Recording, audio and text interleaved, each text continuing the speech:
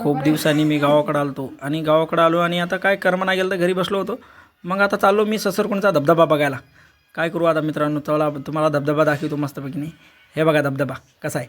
एकटाच होतो, फोटो काढा कोणी नव्हतं म्हणून मी सेल्फी हाताने फोटो काढली. आणि हे बघा पाणी पडतंय कसं आहे. हे बघा पाणी चांगलं पडतंय. पाणी बी खूप आलेलं आहे आपल्या पैनगंगा नदीला. हे पाण्याचा प्रवाह खूप पाणी आहे. माझा फोटो काढायला कोणीच नव्हतं, मी एकटाच गेलतो म्हणून मी सेल्फी काढून घेतली. हे बघा पाणी किती आले. अरे बापरे, खूप पाणी आलेलं आहे. या पाण्याकडे बघून आता मी चाललो घराकडं.